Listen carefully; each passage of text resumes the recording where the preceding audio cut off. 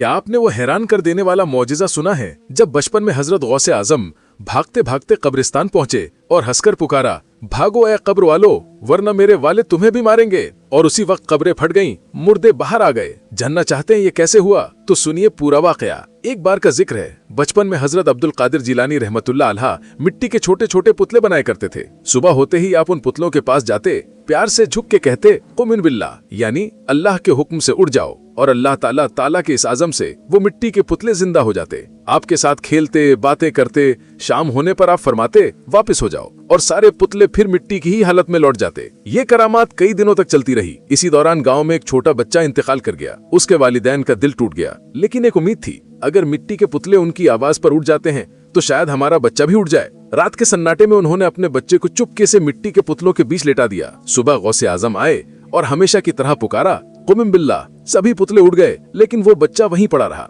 आप मुस्कुराए और फरमाया, मैं जानता हूँ तुम मेरे बनाए हुए नहीं हो, तुम अल्लाह के बनाए हुए हो, लेकिन मैं तुम्हें भी कहता हूँ कुम बिल्लाह। बस जुमला पूरा हुआ, अल्लाह के हुक्म से वो बच्चा जिंदा हो गया। दूर खड़े उसके वालिदैन खुशी से रो पड़े और अपने बच्चे को उठाकर घर ले गए। जब ये बात गौसे आजम के वालिद को मालूम हुई तो वो गुस्से में बोले, तुम अपने बनाए हुए को जिंदा करते थे, अब अल्लाह के उठाए हुए को भी उठा दिया, और डंडा लेकर आपके पीछे दौड़ गए। गौसे आजम भागते भागते कब्रिस्तान पहुंचे और हंसकर पुकारा, भागो ए कब्र वालों वरने मेरे वालिद तुम्हें भी मारेंगे। बस यही कहना था, अल्लाह के हुक्म से कब्रें फट गईं, मुर्दे कफन सर पर लिए बाहर आ गए और आपके साथ चलने लगे। कुछ देर बाद आपके वालिद ने आवाज दी, अब्दुल कादिर रुक जाओ। आप रुक गए और मुर्दों से फरमाया, अपने कब्रों में वापस चले जाओ। सभी मुर्दे उसी वक्त अपनी अपनी कब्रों में लौट गए। आपने अदब से कहा, अब्दू जान अच्छा हुआ आपने रोक लिया, वरना ये लोग कयामत तक कफन सर पर लिए चलते रहते। ये वाकया साबित करता है कि अल्लाह ताला अपने नेक बंदों को ऐसी करामातें देता है जो आम इंसान की समझ से बहुत ऊपर होती।